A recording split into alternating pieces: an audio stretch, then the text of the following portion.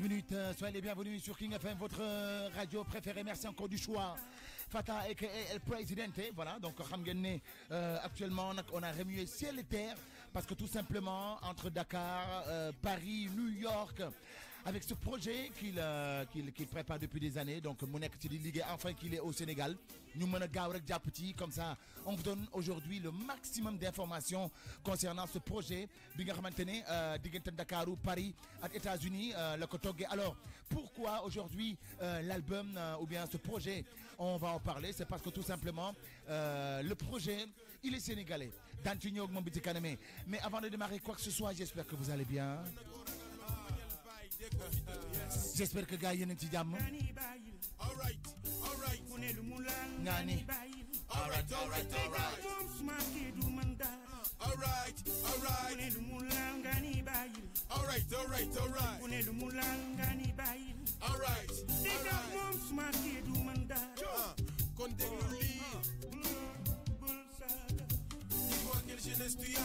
Te dirai.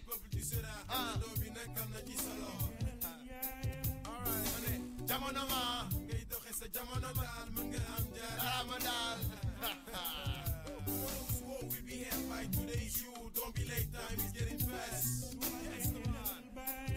Il est déjà dans le studio, bien sûr, de King FM, émettant depuis Motorola. Voilà, donc, comme nous le connaissons, chaque dimanche, on revient avec des invités, voilà, d'une dimension internationale. Alors, Fata El Presidente entre Dakar, Saint-Louis, je dirais plutôt Louga, Dakar, les 14 ou les 17 régions, voilà. Donc, les Paris, New York, Suède, Angleterre, beaucoup de pays.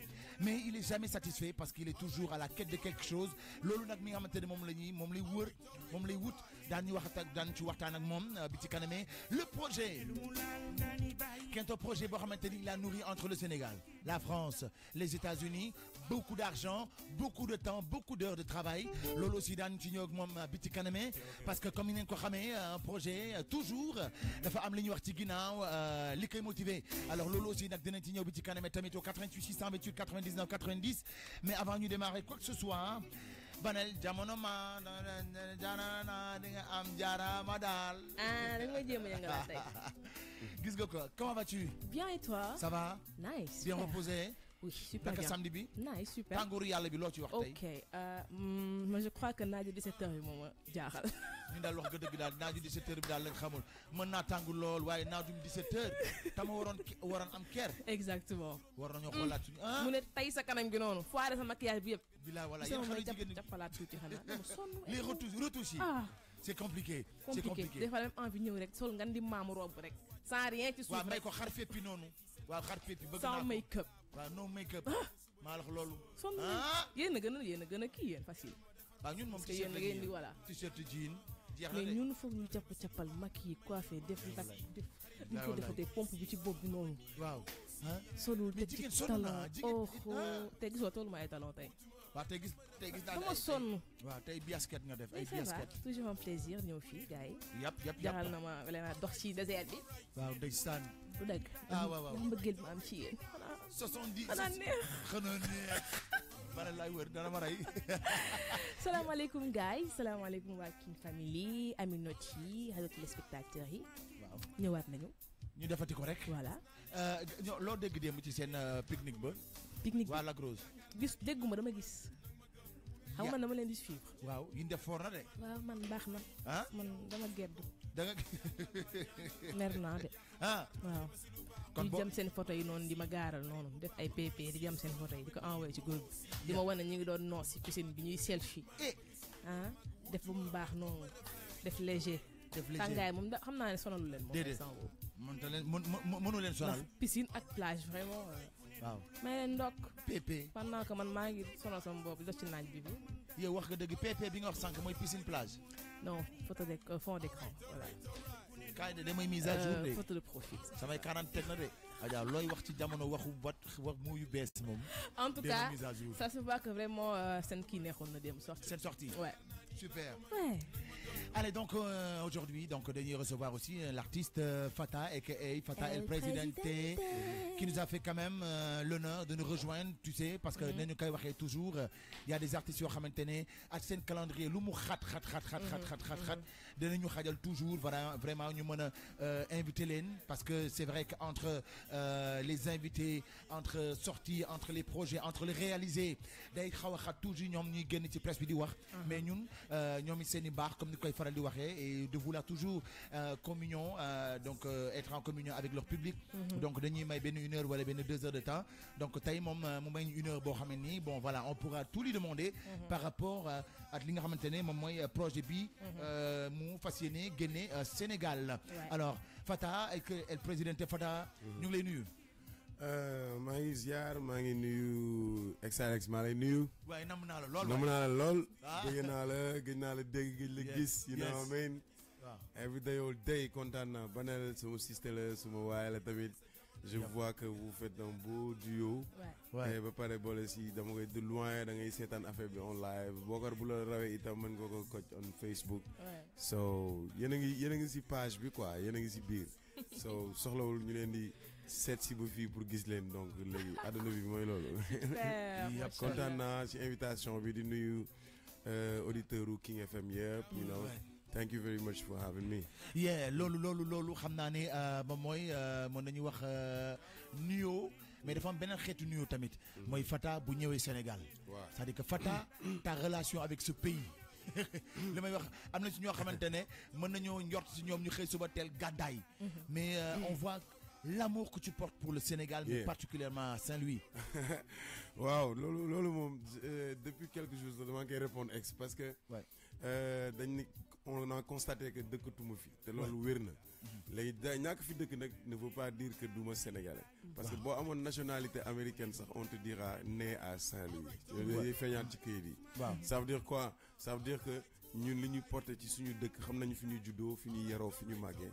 xam nañu fu ñu jógee, mais aussi dañu soxla explorer suñu bopp si suñuy gis-gis si suñu xam-xam si àdduna, te dañuy dem ba toll foo xamante ni Sénégal pour ñun def nañu boog benn jéego ci liggéey bi. mais quand on sait que le peuple aujourd'hui àdduna bi ils sont plus de 5 milliards ou 6 milliards. yow nga nekk di toj Sénégal benn dëkk bu ñuy wax 15 millions d'habitants. rek nga foog ne yow yegg nga. mooy nga war a xam ne liggéey bi saawaay mooy loolu des na lu bëri. loolu rek la ñun missionnaire lañ. loolu moo ñuy yóbbu ñuy dem fu ne di gàddaay ba après on se retrouve même plus sur le plan social avec suñuy famille tout ça xam nga. donc loolu yëpp ay raison la quoi, mais bëgg yëkkati baar bi la quoi. ok waaye Banel. Pourquoi le choix de vivre en France? moom laa lay wax en fait du dëkkuma sax France, j'habite à Saint-Louis quoi. mais bon damay France mission moom fa yóbbu. États-Unis pareil. C'est-à-dire j'ai envie de découvrir, de faire valoir mon talent, à mon complexe. Je veux explorer les idées que j'ai aux États-Unis aussi par rapport à le courant musical que je défends depuis longtemps, qui aujourd'hui on sait que c'est le futur en fait. moom la ñëpp di bëgg def te moom la ñëpp di def. Les Africains, les Américains en tout cas they relate to it, dañu gis seen bopp si biir. mais mission la boo xamante ni tey taxaw di ko nekk Sénégal di ko défendre du amul sens quoi, parce que certes mission bi da ngay bëgg nit ñi public bi di ci retrouver wu, mais pour man mission boobu ñun ak yéen ñoo ko bokk, animateurs yi ñëpp ñoo si jàpp pour mu am benn couleur. mais ñun en tant qu'artiste, comme les producteurs ne viennent plus chercher les artistes, il faut aller les chercher en fait. Et ça c'est très important. Mais dañu gis toujours Fata avec des projets. Ce premier album bi dañu gis que tuddee ko Rafrique aussi, retour au Sénégal. ñu gis ati nga ñëwaat encore ak beneen projet boo xamante ne aussi c'est United. On voit que ne am na looy wër loo jotagul quoi. ci diggante bi am na Ikhra jàngal ci diggante bi aussi am na beneen mixtape bu génnoon bu tudd Mr International. mooy dynamique bi album bi di ñëw génn boo xamante ni mooy suma album solo mi ngi tudd Global Citizen, c'est-à-dire un citoyen du monde. c'est loolu dafay répondre aussi carrément automatiquement li nga may wax nii mooy que ne soo demee ba génn ci univers bu lay gars yi di jéem a téye ci benn angle nii di nga comprendre ne un artiste c'est le voyage, c'est l'ouverture. Voilà, c'est l'ouverture. Et donc loolu mënoo ko def lu dul da nga war a mën a bouger. bu njëkk nag chance bi ay daara JPBS amoon à l'époque mooy c'est les maisons de disques qui venaient vers eux. Mais aujourd'hui on sent que de plus en plus artistes producteurs yi vraiment de moins en moins nga leen di gis ci musique bi. Et les artistes deviennent des indépendants. Et donc tourneurs yi aussi se sont amoindris. léegi li nga mën def mooy créer un courant musical bu nit ñi intéresser le peuple. c'est-à-dire loolu moom la Nigériens yi comprendre te loolu ci diggante boobu nag ñun Sénégalais yi en tant qu'artistes les rappeurs yi se cherchent. parce qu'après il y a eu un déclic qui a fait que le rap sénégalais était. Jusqu'ici vraiment il se retrouve plus. loolu moom la exploré moom la Nigériens yi exploré. tey boo déggee ñuy wax ay turu boy yi ngay dégg yëpp ay Wizkid ay Davido mais ay boy lañ ñoom lañ boo leen laajee bu baax ay fans PBS la ñu woon daara ji à l'époque tu vois. Et donc c'est cette même culture urbaine qui est en train de xam nga de se dessiner en Afrique. Et donc mais ni mu tuddee afrobeat foofu noonu si ñoom la war a tuddee afro hip hop si ñun noonu lay tuddee afro pop si Amadou Myriam noonu lay tuddee afro everything something si keneen ak keneen donc musique bu nekk war na am afro parce que le tout vient d'Afrique. Ça c'est vrai. Alors ñu gis ne malgré que yaa ngi installé wu foofu France il est toujours le Sénégalais donc il est toujours à la recherche du meilleur surtout pour que gars yi mën a créer benn courant musical mais ñu gis ne quand même tu as tenu à faire un duo avec un artiste américain dafa moom projet. Pourquoi choix bi alors que mënoon nga choisir un artiste français? Exact. Bon, il faut dire que comme je suis basé plus à New York qu'en France déjà à New York qu'en France. Ok. Mais donc d'où la raison de cette connexion parce que ki def producteur album bi bien que dañ ko def en coprod avec son label Taf Label mais moom il avait déjà signé des artistes américains. mooy Moulay c'est un Mauritanien basé aux États-Unis depuis longtemps qui travaille dans la musique et qui produit des artistes américains donc du coup moom ñoo yàgg liggéey boo xoolee Rafrique bi may def Rafrique il y a une partie de l'album que j'ai enregistré à son studio en 2005. Voilà donc moom il est basé maintenant mi ngi Las Vegas. Donc l'artiste même Bikin moom mu ngi nekk Ohio Cincinnati. léegi ñoom ñëpp dañu move dem LA. ba nga xamante ni dinañ mën fa la ñuy commencer di liggéey. ñoom ak seen ay artistes yi ñu yor yi ñu produire donc moom moo def connexion bi man ak moom ba ñu def lii quoi. parce que naturellement les morceaux sont travaillés en majorité finis Sénégal. bu ñu koy yóbbu studio yi bu ñu nekkee studio gars yi dañuy teg son américain yi teg suñu son yi. ok léegi booy ñoom seen bopp ñoom ñooy gën a tomber d'accord ci suñu son. mais ñoom voilà comment naka la ñuy dundee suñu ay son bu ñu ko dégloo. mais c'est extraordinaire parce que déglu sound bi par exemple di daw nii mu ngi bàcceeg. mu ngi da ngay gis ni man je retrouve le Goumbé. ay ndaw rabine man yooyu laay gis ci affaire boobu. parce que man loolu laay gis. mais lan moo tax yeneen Sénégalais yi bëgguñu dégg loolu ngay gis. parce que complexe bi moo toll foofu xam nga. boo tukkiwul wala boo tukkee te toogoo ba jël temps xool bu baax a baax disséquer.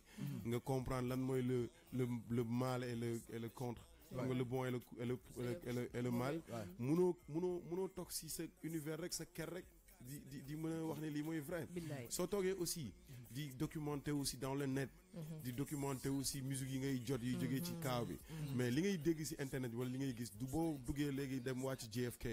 dugg taxi du musique boobu ngay dégg. ci xam naa ni Seven wala yeneen rajo yi ça n'a rien à voir. maintenant boo nekkee ci paysage bi si ngay comprendre ne rappeur dafa war am identité. Parce que le rappeur de New York il se défend comme un rappeur de New York. ki nekk down south. ki nekk Midwest. mais ñoom ñëpp il représente seen ay corner. donc yow mënoo nekk sénégalais di def du rap comme un américain.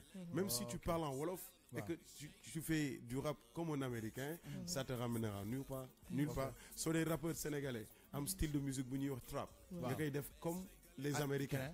ci paroles yi mais woy di nga plaire pas plus que fii nii parce que booy yi ñuy jàngee macha allah Sacré-Cœur booy yi di jàngee si kii ñoom ñëpp voilà mais ñoom ñëpp dañuy yor internet ils sont coachés carrément si ñooñu quoi donc yow they relate to you dañuy seen si gis-gis ci fenêtre bi leen gën a jege yow la sénégalais bi rap comme ñooñu donc ñoom yow la ñuy retrouver wu mais loolu ça fait quoi loolu dafay gën a empiéter suñu évolution artistique. Donc da koy gën a sooxal quoi. da koy gën a sooxal léegi nag cette nouvelle génération duñ ko comprendre parce que ils sont à la quête du succès. ñenn ñi ils ont envie de croire qu'ils sont au sommet. ils ont envie de croire qu'ils sont au sommet. Parce que au Sénégal, beau fait c'est les yenn affaires yi après tu penses que tu es au sommet quoi, tu vois. Alors que Sénégal dañu ndaw quoi ñun. bariwuñu dañoo bariwul joo.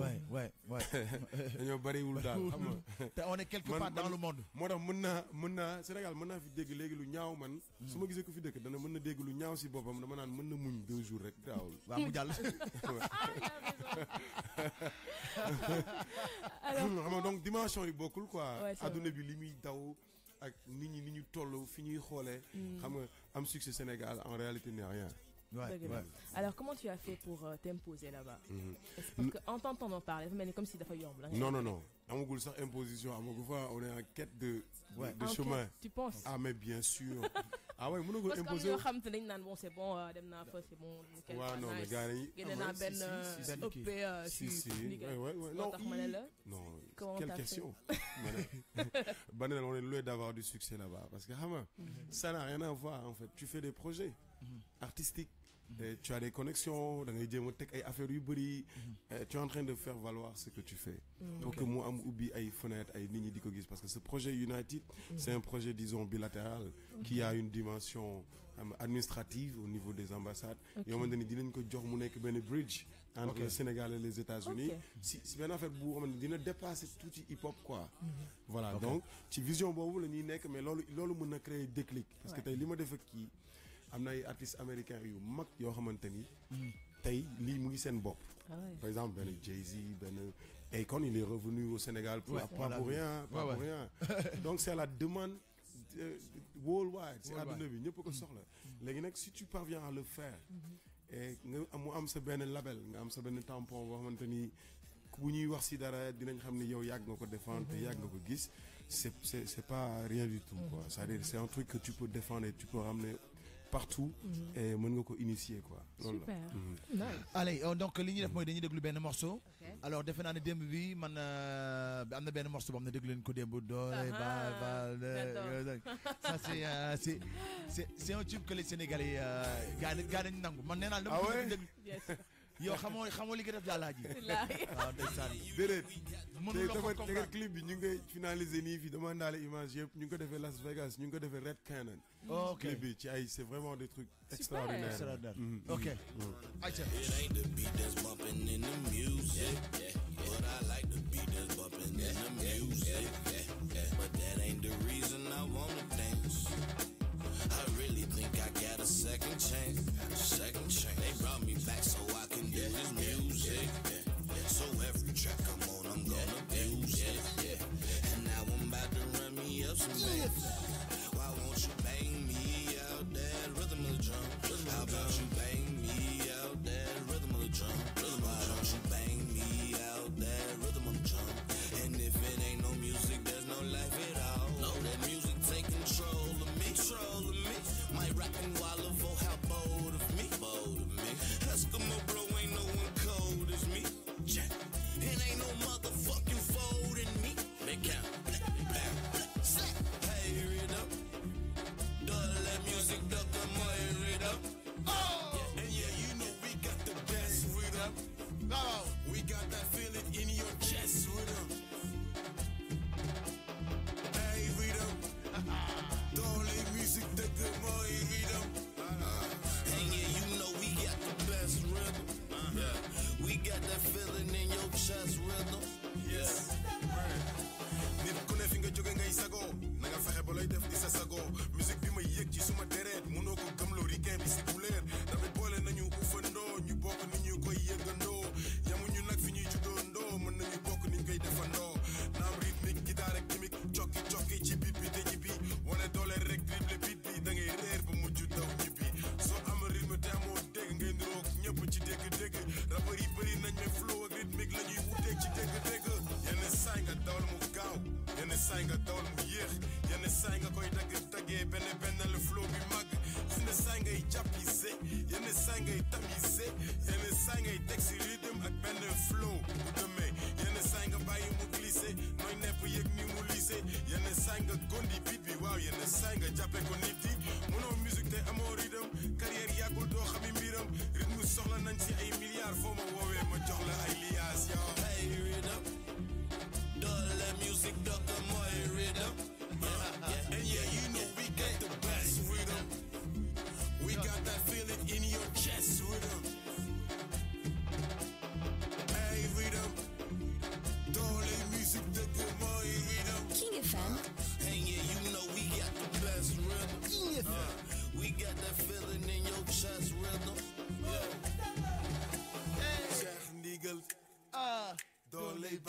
Fall Cheikh Ndigal tout le monde Cheikh Ndigal ah dooley Baye Fall Cheikh Ndigal non teef bii man je me dis que parfois gis nit dana def benn projet mais le plus difficile mooy dégguloo ko artiste bi nga nar a defal duo parce que ci hook bi nga ko tegal nii loolu c'est vraiment du travail derrière et vraiment est-ce que américain bi yéen ñaar kan moo ci gën a nekk à l'aise mën nañu wax est-ce que yow mën nañu wax benn côté nga ko gën a aider pour mu mën a tegu ci morceau bi non mais en vérité nag li si tax mu naturel sax mooy on s'aide pas ah ouais hein on s'entraide pas parce que moom dafa dégg c'est ça en fait dafa dégg moom bu ñu tegee benn son pratiquement mooy jiitu ci son bi moo si jiitu tegu si donc mais on dit que dañuy wax ci thème bi la ñuy wax moom rak tak mu dem taxaw def benn affaire si hook bi c'est-à-dire c'est comme si moom sax da lay guider ci loo xamante ni yow yaa ko gën a xam mais ñun parfois dégg mbalax gi la gars yi di dégg parfois voilà mais américain bi lu muy dégg waaw ñun léegi nag ñun waaw problème foofu la fait jugement foofu la ko gars yi daanoo loolu tu te rends compte ba ci fecc bi muy fecc moom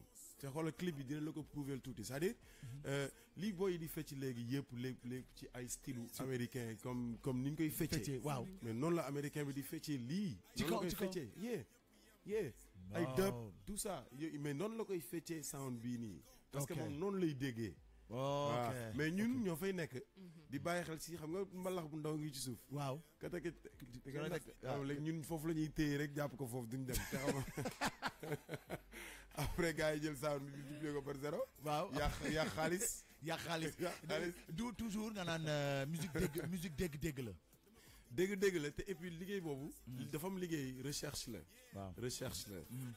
sincèrement dama si kontaan si bu ma si won ay waxtaan ak Youssou ñoo nekkandoon ci maag moom yéeganoon nañu benn ci tournée Youssou Ndour bi aux États-Unis au Columbus mais après maag moom Youssou yëpp doog nañu ci kii waxtaan affaire yooyu quoi mais tout le temps c'est ce qu'il me dit ne ma fi nga ko téye nii foofu kese la c'est-à-dire parce que artistiquement liggéey la il faut nga mën a créer rapprochement bi nekk si bàkk yi ngay dégg yëpp yi am fi Sénégal nga xool ni mu duggee si biir rap américain bi benn la yow da ngay nekk di calculer sonorité yi parce que bii mbalax moo ko tëgg wala sabar lañ ko tëggee mais pendant que par exemple ñun artiste américain moom mi ngi dégg ni son yi moo changé instrument lay dégg te loolu mooy important tey rappeur américain yi différence yi ñu am mooy musique bi couleur yi waaw tey beatmaker yi fu ñu rawantee ay gars yi gën a mag si beatmaker ñoom ñëpp fi ñuy rawantee ci beat ci couleur la man damay toog di jot ay beat yu bëri mais reproche yi may def booy yi may yónnee beat dama naa leen